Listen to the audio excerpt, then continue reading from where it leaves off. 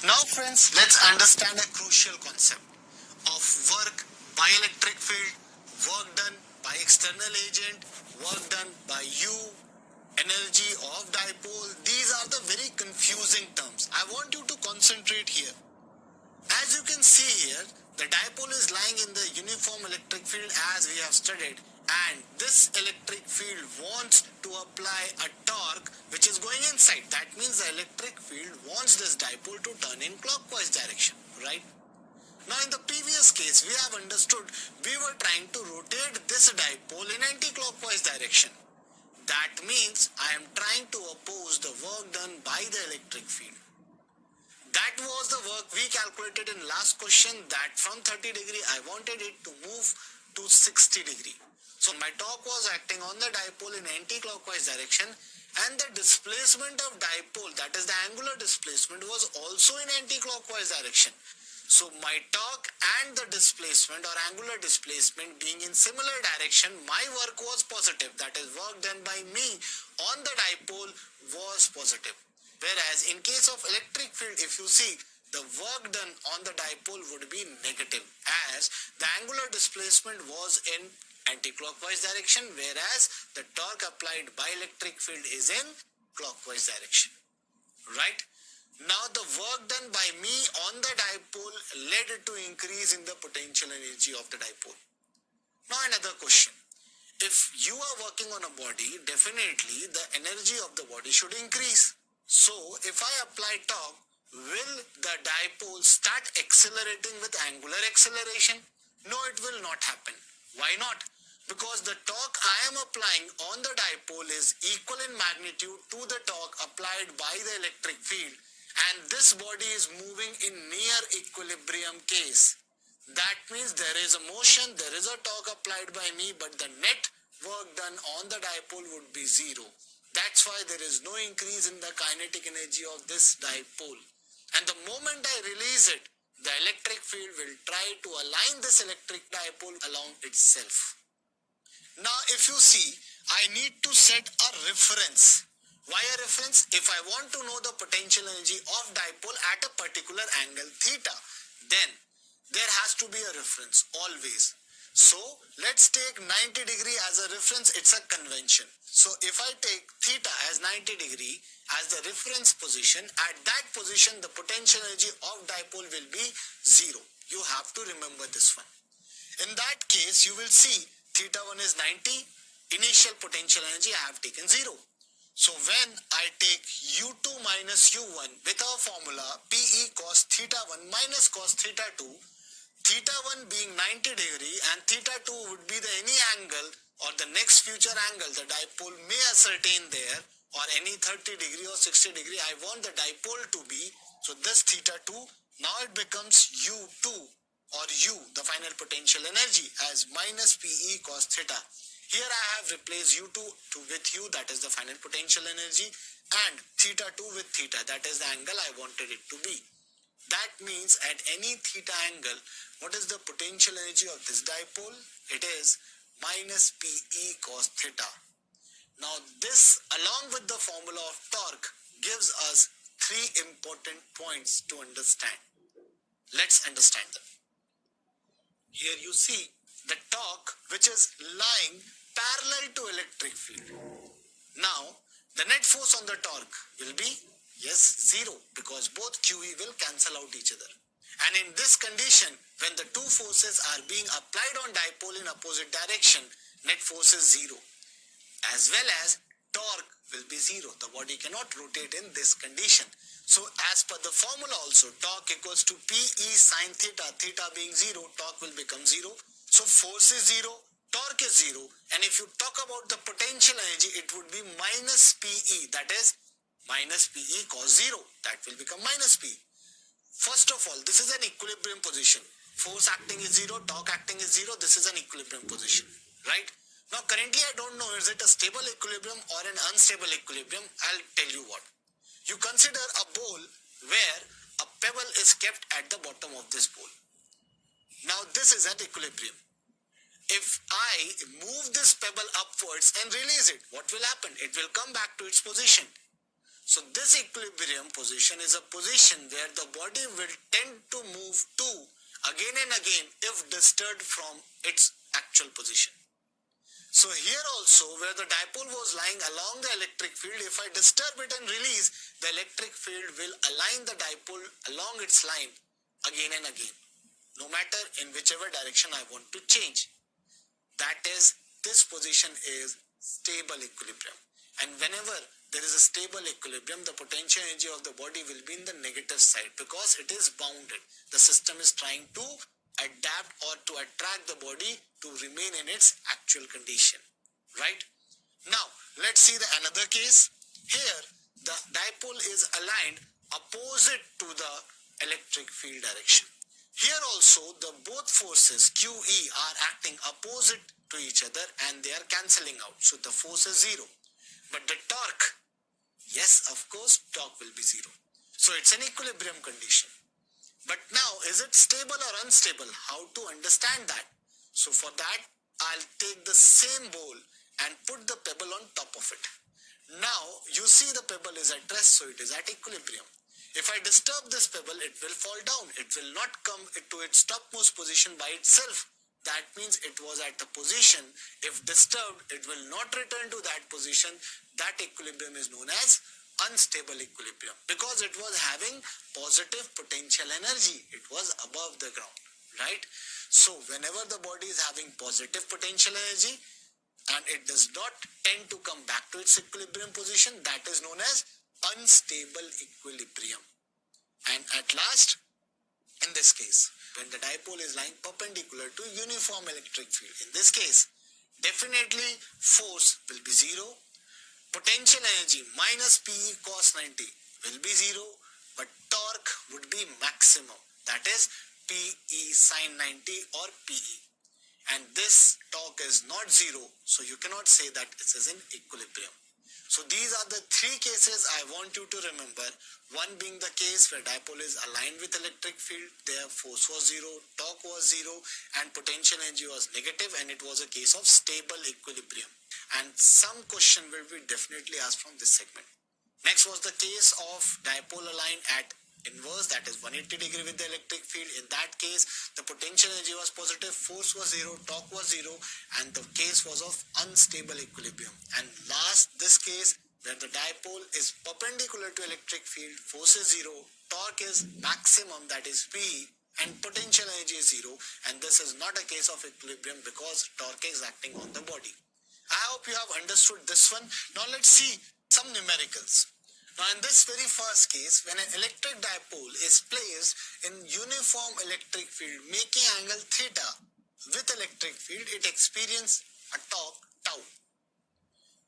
Calculate the minimum work done in changing the orientation to 2 theta. So this is the similar case I have just dealt with. That is, we dealt it with the value of 30 to 60. Now it is in terms of this. But there's a twist. Here the dipole moment is not known to us, the electric field value is not known to us, instead the torque is there. So I have to find the work done, but in terms of the given data in question, that is in terms of torque and theta and 2 theta. Many students will get confused that why P and E cannot come here because they are not mentioned. So you have to find the work done in terms of tau and theta only. Now, what is the formula for work done? It is simply delta U or U final minus U initial. What would be the work done? That is P E cos of theta 1 minus cos of theta 2. So, what is the value of theta 1? It was given to be theta. What is the value of theta 2? It is 2 theta as per the question. So work done will be equals to P E cos of theta minus cos of 2 theta. That's easy. But I don't have the value of P and E. I want to replace it. Replace it with what? Tau. So simply tau at given position theta was PE sin theta. Right? From PE, here I will write that it is equals to tau upon sin theta. Now this becomes the first equation, this becomes the second equation. From here I can say so that work done will be equal to tau upon sin theta into cos theta minus cos of 2 theta. This is the final answer for work done. It though seems vague, but this is our only option with the question where we have the answers in terms of theta, 2 theta and tau. Now you can put down any value there and it will become a question in itself. I hope you have understood this one. Let's take our next question. So with this question, charge Q is placed at this location of 1, 2, 1 and another charge of minus Q, that is a dipole, will be at 0, 1, 0. So we don't know what is the distance between the dipole exactly, but the locations are given to us. There exists an electric field of 2I cap plus 3J cap Newton per coulomb. We have to calculate the dipole moment vector and the torque experienced by this dipole. So for this given case, we first analyze what should be the diagram of this, right? The very first thing is to understand what is the distance value between these two charges. In order to do so, let's take this as y-axis and this as x-axis, right? Now, this bring y and this become x. From here, if you understand that from origin to this point, this is R1. From origin to this point, this is R2, right? And there is an electric field which is existing in this area. Let me highlight it for you. It is somewhere like this. And also, there's a dipole moment which is moving from here to here along negative charge to positive charge, the line joining two charges, right? And that is R. We are focusing on it. So this is R1 vector, this being R2 vector. You can easily see this is a triangle law which is being satisfied. This is the dipole moment. And this was electric field. So R1 plus value of R will be equal to R2 by vector sum. So as per triangle law is considered, I will write R2 vector is equals to R vector plus R1 vector. So R vector will be equal to R2 vector minus R1 vector. What is the value of R2 vector? So when you see the value of R2 here, the positive Q charge is placed at R2. And what is the location of positive charge? That is 1, 2, 1. That would be I cap plus 2J cap plus K cap. Let's write it here. So value of R2 would be I cap plus 2J cap plus K cap meters. For R1, when you say for R1, you will see the position of minus Q charge is position R1, that is only J cap. So you will write J cap meters. Now when you find R vector, it is simply R2 vector minus R1 vector, and the vectors can be subtracted who are on the same line, that is J and J can be subtracted. So it would be 1 I cap plus 1 J cap plus 1 K cap meters. This is the value of R. So I have found the value of R. This is important. Now what I want to find is the dipole moment vector. And what is the value of dipole moment vector? The formula would be charge into the distance between the two charges, that is R. So just multiply charge with R, we will get dipole moment, that is Q into R. I'll say Q times I cap plus J cap plus K cap coulomb meters. This is the formula for dipole moment. We have found our first answer here, right? Now, the next is to find the torque acting on this dipole. In case of torque, you have already known the dipole moment vector and electric field. Now it's time to find the torque. In order to find torque, you have to do the cross product. Tau is equals to P vector cross of E vector. What is the value of P vector? That is Q times I cap plus J cap plus K cap. And what is the value of electric field? That is equals to 2I cap plus 3J cap. So when you do cross product, it's very easy. To solve the same, write I, J and K. Write down the values respectively. So it would be for P it is Q, Q and Q. Remember it is P cross E, so P term should come up and E term should come downwards. Don't do it reverse, it would be wrong, right?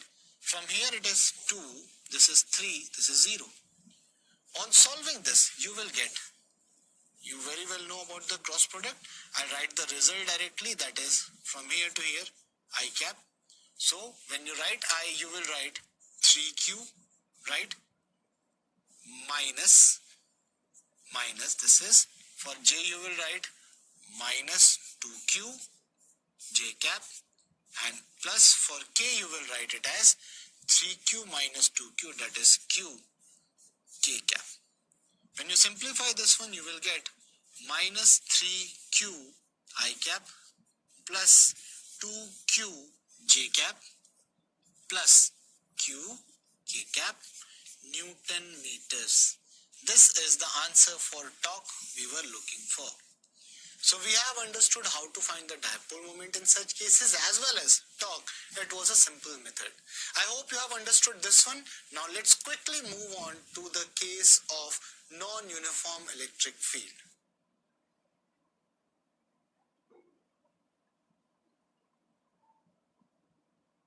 So friends, when we have already studied that what happens to the electric dipole when placed in uniform electric field, now it's time to understand what happens when it is placed in non-uniform electric field.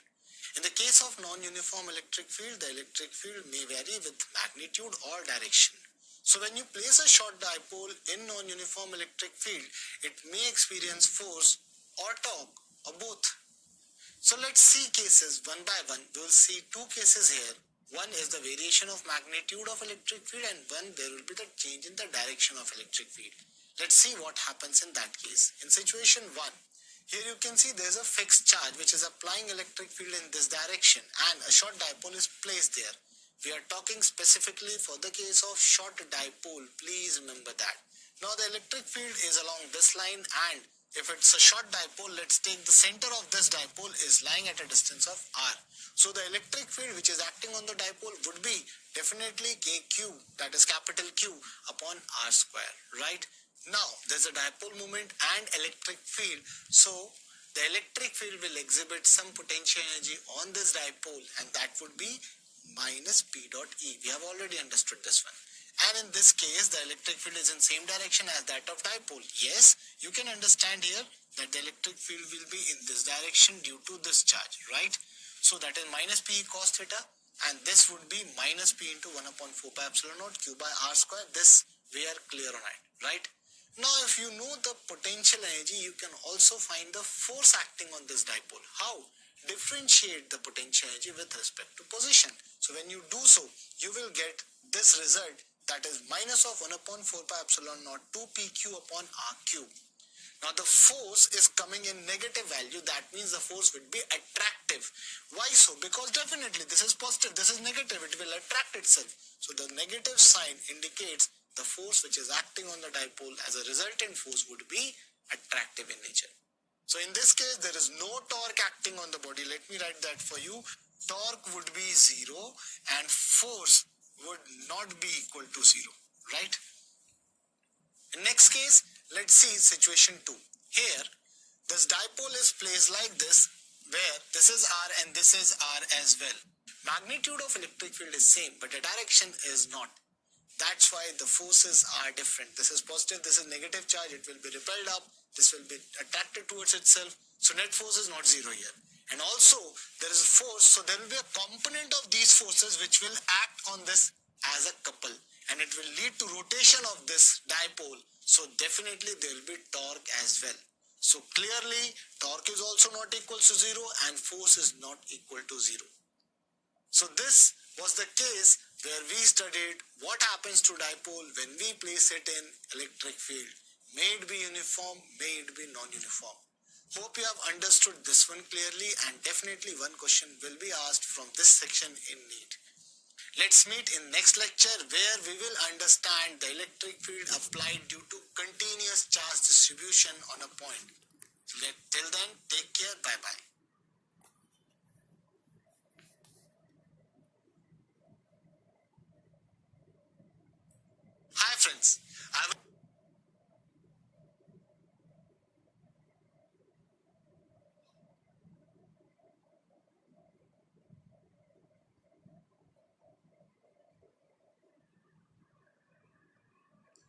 friends, I welcome you to ninth lecture of electrostatics. Open your notebooks and mention the topic effect on dipole due to electric field of another dipole. It's a long way we have come for the chapter of electrostatics where we have understood right from charge till the electric field. Then we studied a special set of charges, that is a dipole. Now we also understood what will happen to a dipole when it is placed in an external electric field, may it be uniform or non-uniform. Now it's time to understand what will happen to a dipole due to effect of an other dipole. Because we have already understood the special set of charge dipole will exhibit electric field at any point. So we want to understand what is the effect of one dipole onto another. Now, due to various variations, we will restrict ourselves to the cases of short dipole. These cases might be asked in NEET exam with a very small possibility, but still I am covering that for you. Now let's move on with the very first case, that is the question.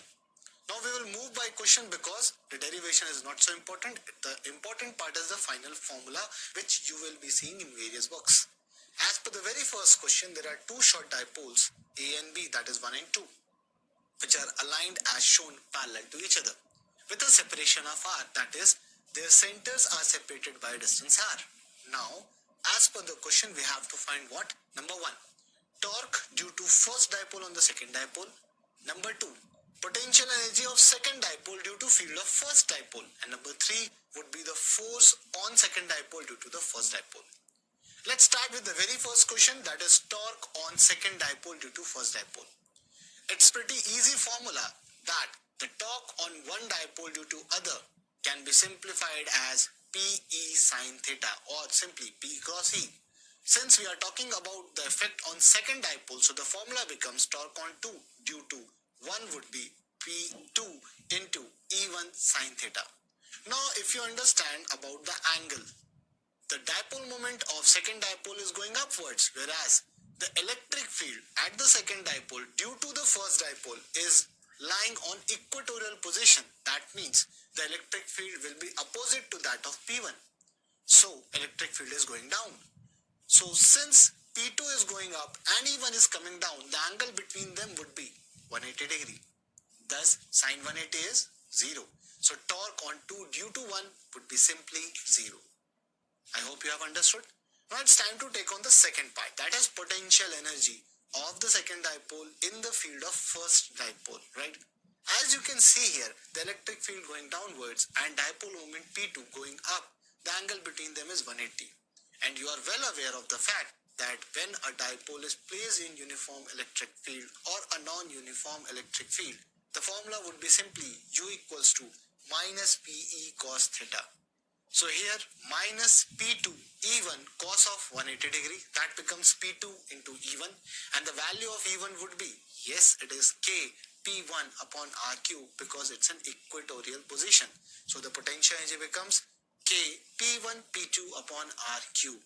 This is the potential energy of the second dipole in the field of first dipole, right? Now this is positive potential energy. That means this is a case of unstable equilibrium. We have also understood the same case in the previous lecture as well, that where torque is 0 but potential energy is positive, that is a case of unstable equilibrium. Now let's move on to a third question where we are seeking force exhibited on the second dipole due to the first dipole. So rather than going by simple method, because there are so lot of variations here, I'll go by a simple formula of F is equals to minus du by dr. That is, force is the differential value of potential energy with respect to the distance. So when you differentiate the potential energy you have obtained just now with respect to r, you will get this as a result. So I hope you have understood that force due to the first dipole on the second dipole is going to be this. Now let's move ahead for our second question with a different arrangement of dipoles. Now here, two short dipoles are placed as shown in figure. Now these are lying in a different orientation. Maybe you can say they are perpendicular to each other with their distances separated by r. Now here you want to find torque on 1 due to 2 and the potential energy of 1 due to 2. So now it's time to understand the electric field orientation on first dipole due to the second dipole. When you see carefully, the center of first dipole is lying on the axial position of the second dipole. And on the axial point, what is the electric field which is exhibited by the second dipole? Yes, it is E equals to 2kP2 upon R cube, and which is lying parallel to P2, right? Now you see that dipole moment P1 is moving up and the electric field E2 is moving towards right. So what is the angle between them? Yes, it is 90 degree.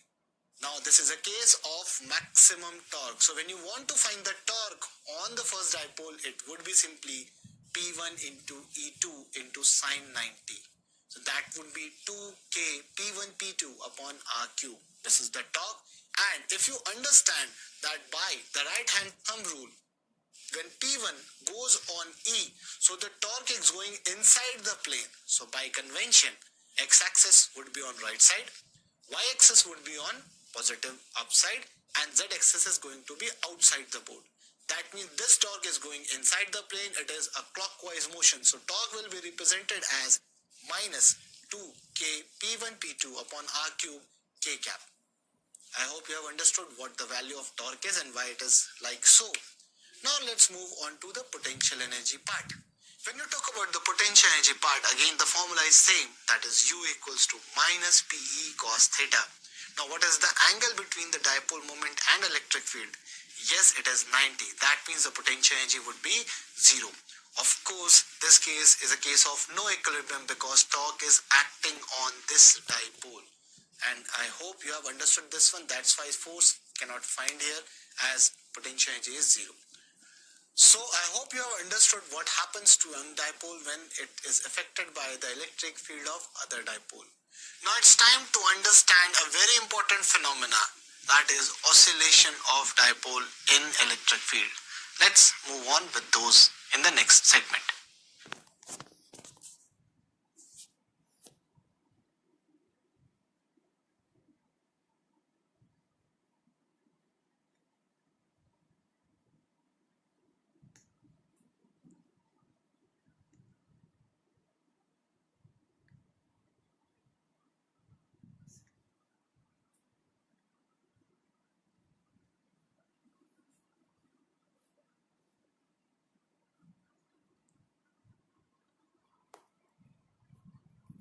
So let's start with oscillation of a dipole in uniform electric field.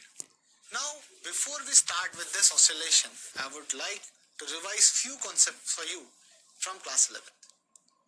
In a particular SHM chapter, that is simple harmonic motion, we understood that whenever a particle which is in stable equilibrium is being disturbed from its mean position, it will try to run back towards its mean position, the position where it was stable, where no force was acting on it or no torque was acting on it. In that case, it would be oscillation if the displacement is too large, and it would be called simple harmonic motion or oscillation in the case when the displacement is very small. So here also we want to study the standard case of simple harmonic motion, the case which will satisfy all the cases, all the definitions, all the points of simple harmonic motion, so that we can apply the learnings of same. So here we are going to disturb the dipole in uniform electric field, and let's see what happens to the dipole. Now here you can see there's a dipole lying in uniform electric field. So what's the torque acting on this? Yes, it is PE sine theta. We have already understood. And in this case, the electric field and dipole moment are lying along same line. So what is the torque acting here? It's 0. That means it is a case of equilibrium. I hope you have understood this one. So what is the force acting on the dipole? Of course it is 0. What is the potential energy of the dipole? It is minus P into E. We have understood all these cases. But now, I want to disturb this dipole. So let's see what happens to this dipole when I shift it like this. Oh, now you can see there's a force acting on the dipole, one along the right side, one along the left side. And this force will result into a torque. And that torque would be minus P sine theta. Why is it minus? Because the electric field is trying to align this dipole along itself. But sir, why is it minus? Because when you see a dipole is going like this and electric field is like this. When you see the cross product of dipole moment on electric field, you will find that there is a clockwise motion. And since there is a clockwise motion, that means torque is going inside the plane. That's why it is negative. And friends, not only the negative portion signifies that it is going inside the plane, it also signifies that it is a restoring torque. Remember from the SHM part where force was equals to minus of kx, and this force was known as restoring force, the force which was responsible to bring the particle back to its equilibrium position. So here also the torque is the restoring torque, that is minus P sin theta, and here it is trying to bring that body, the dipole, along the electric field again. Now I want to specify a condition that we are studying only for small deflections. That means theta is very, very small. And if theta is very small, then in this case, and torque becomes what? Minus PE into theta. Because when theta is very small, sin theta becomes equivalent to theta. I hope you have understood this one. Now let's move on with the derivation of the same. The very first thing we want is time period, that is angular frequency. The very first thing we want is the angular speed of this dipole, which will give us the time period and frequency also. Starting from the very first equation, as you see, torque is given to be I alpha, where what is I? I is moment of inertia, right? How to calculate this moment of inertia? It's very simple. If you take this is the dipole where two charges are like this, right? And you're talking about the axis. Let's say the axis is going like this. So in here, when you write that this is the distance, let's say A, this is the distance A, where the masses are M. This was positive charge and this was negative charge, right? So if I want to rotate it along this axis, this is the axis of rotation. So I would write that moment of inertia would be 2ma square.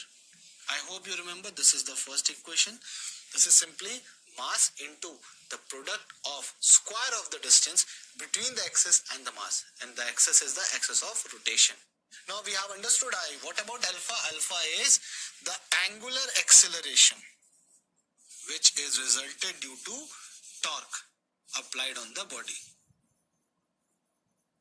right? So I understood what is I and what is alpha. Now it's time to understand this d square theta by dt square. What it is? Basically, when you understand that acceleration can be written as dv by dt, right? It is the linear relation. Now this v can also be written as, I hope you remember, dx by dt, that is rate of change of position.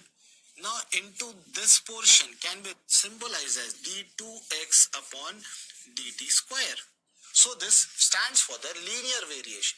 For the circular or angular counterpart, it becomes d omega by dt, or I will write d2 theta by dt square.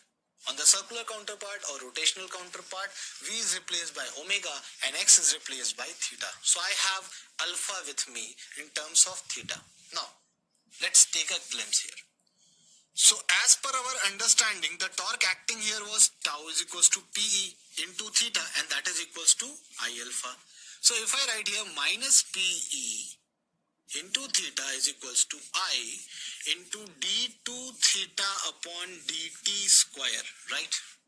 So from here, understand a point. If I shift I like this, minus PE divided by I into theta is equals to d2 theta upon dt square.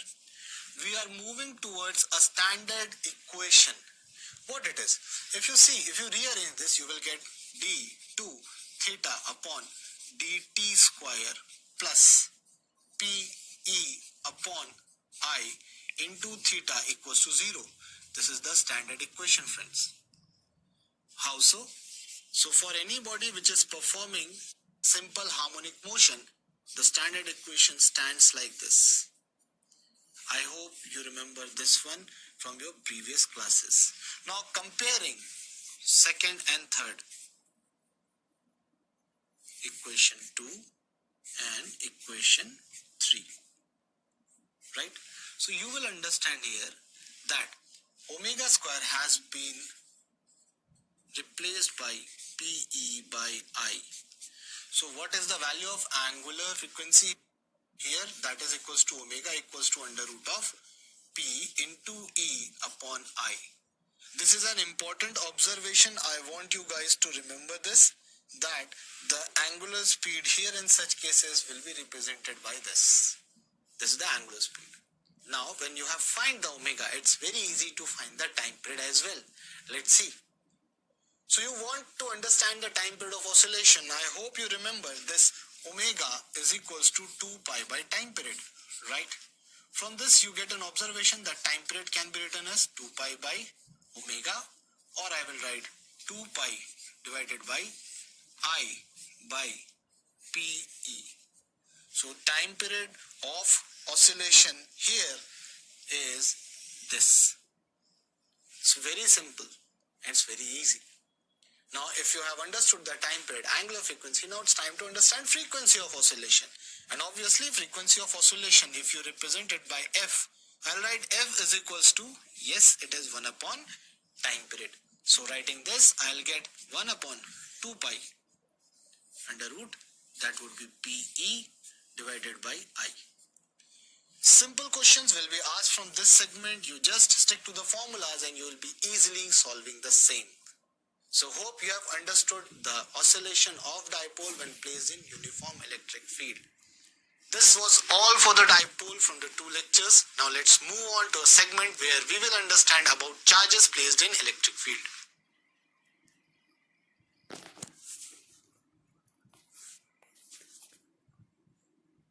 Now friends, we are talking about when a charge is placed in uniform electric field. The charge can be placed at rest or maybe it is in motion. So we will have 2 cases, a broad scenario.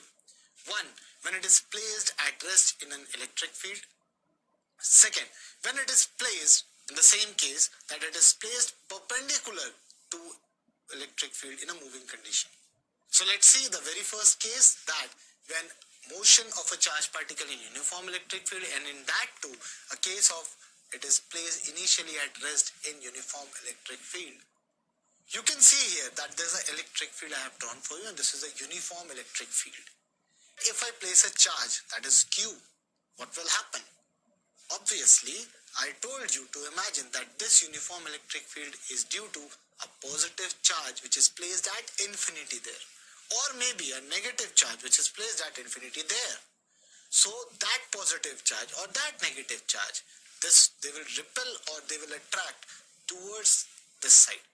That means this charge will be forced along the direction of electric field with what is the force? Yes, it is QE. Now you know that this charge which was initially at rest is having a force QE towards right hand side direction. So at any point of time, let's say at t equals to 0, you started with the observation and the charge was at rest. Now it will accelerate. So we want to know that what is the distance traveled by the particle in certain time t? What is the velocity of particle after time t? What is the acceleration at any point of time? And the kinetic energy and many such things. So let's start with the very first thing, that is what is the force on charge. As you can understand here, force will be simply equals to QE, right? And the acceleration on the particle would be F by m or QE by m. Can you see any time part here? No. So the acceleration is depending on charge, electric field and mass. Will the charge value change? No.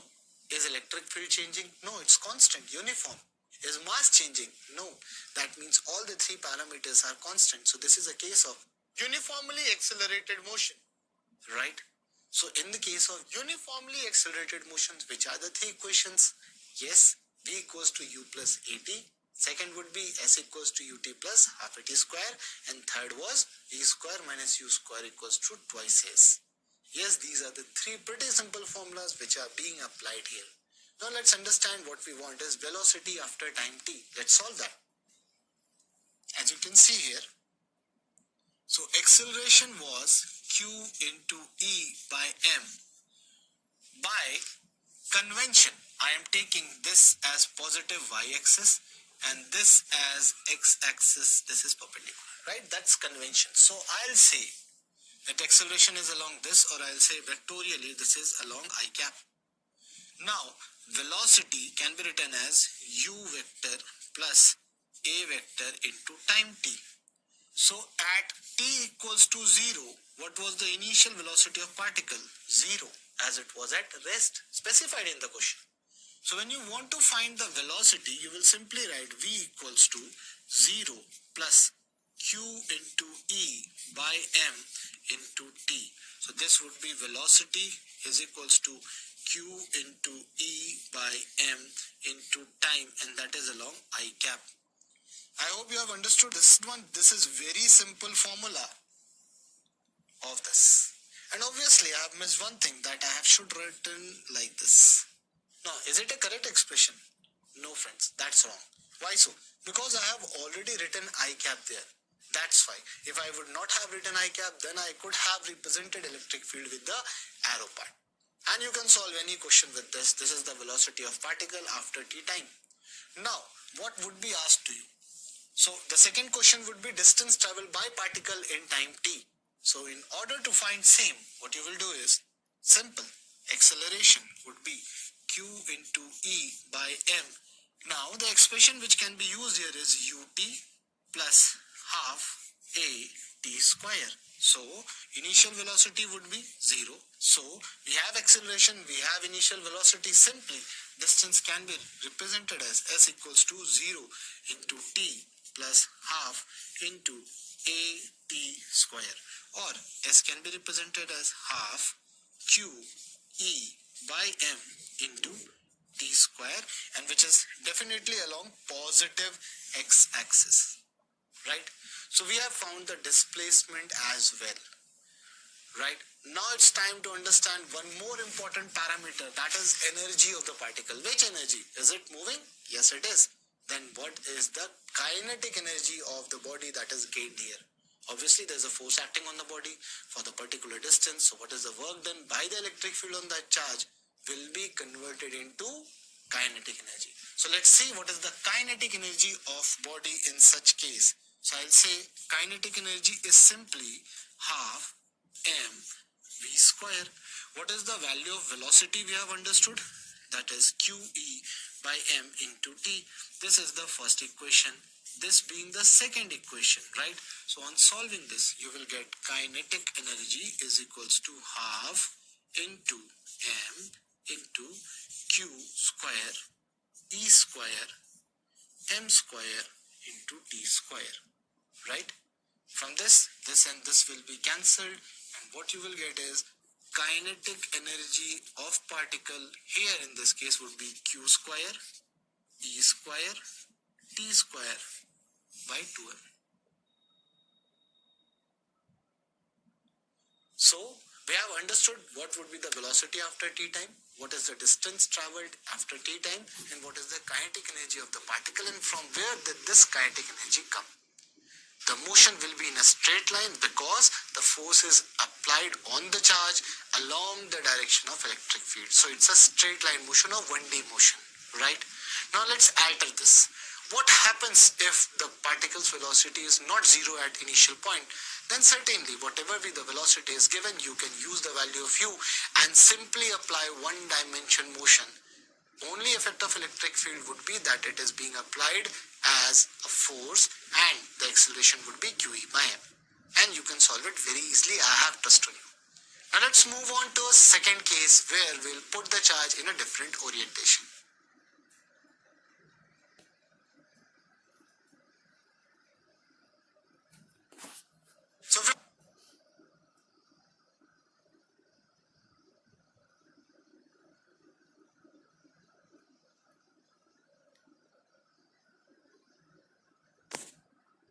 So let's start with the case where the charge enters the electric field perpendicular to it, and the electric field here is a uniform electric field, right? Now, let let's see. The first is we want to find the equation of trajectory. Now, whenever you say the trajectory part, that means you want to set a relation between the position of particle along y-axis and x-axis. Now, here, it's not a very complicated part. What we have to do is we have to set a relation of y with time, which can be easily done with our equations of motion, and then that time can be replaced with x-axis part. We have already dealt with the same thing in projectiles. So let's start with the very first thing, that here is the case. Here in this graph, I'll be showing you what happens to the charge, where is the velocity directed, and what happens here with the movement. So here would be the force and velocity part, and here would be the motion of the charge. And we can compare the same simultaneously. So as you can see here, electric field is going upwards. The charge is here.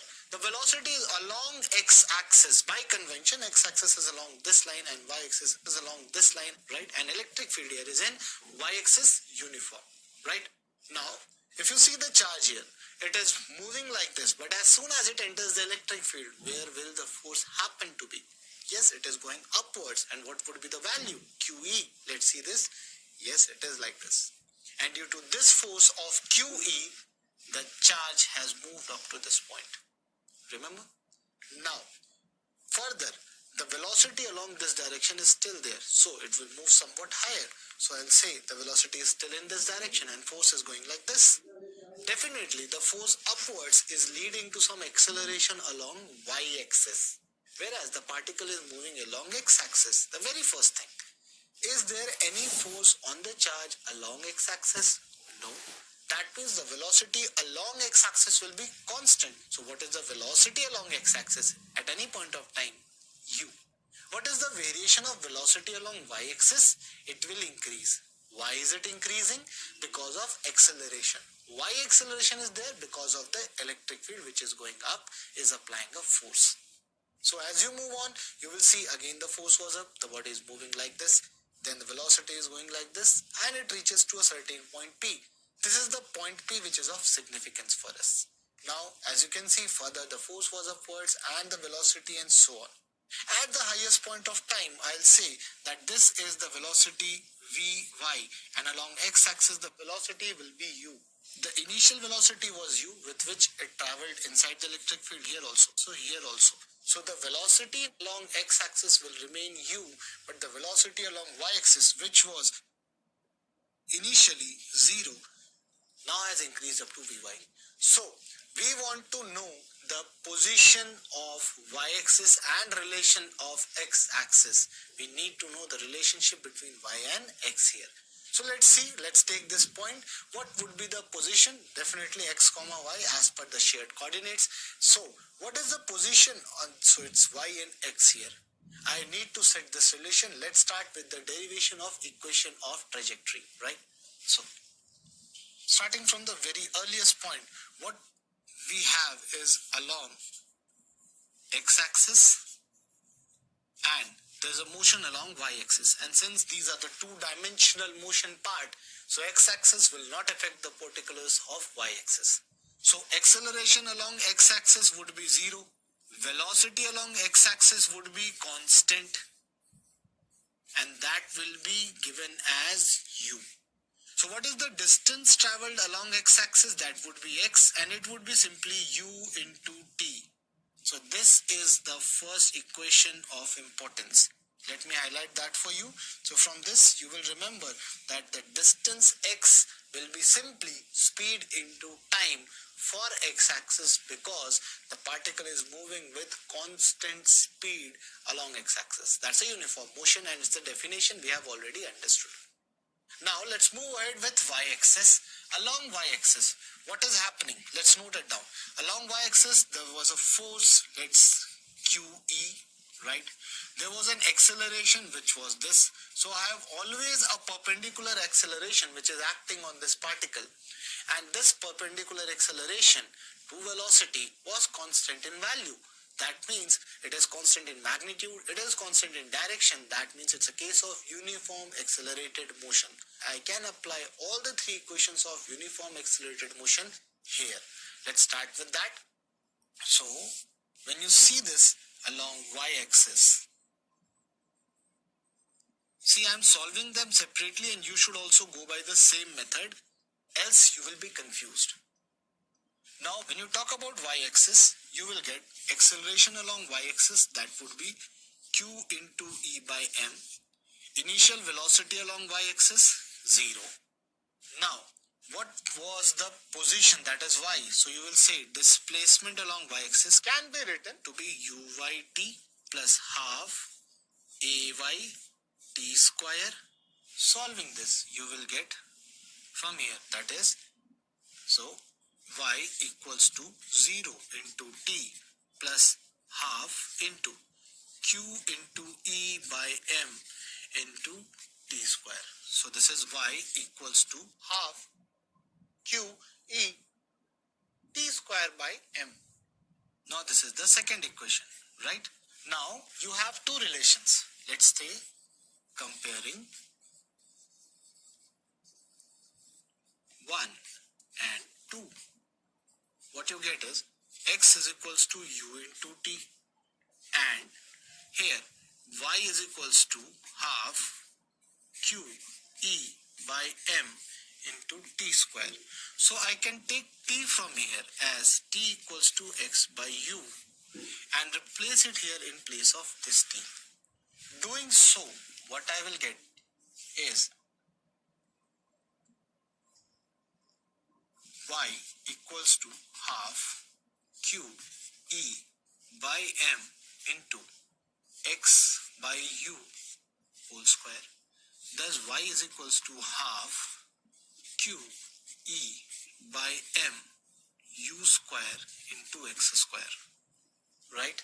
When you see this relation, there's an important observation if you can understand, and if you have a bit of memory from the previous classes of class 11th where we studied graph. We studied a beautiful graph of parabola where y was equals to kx square.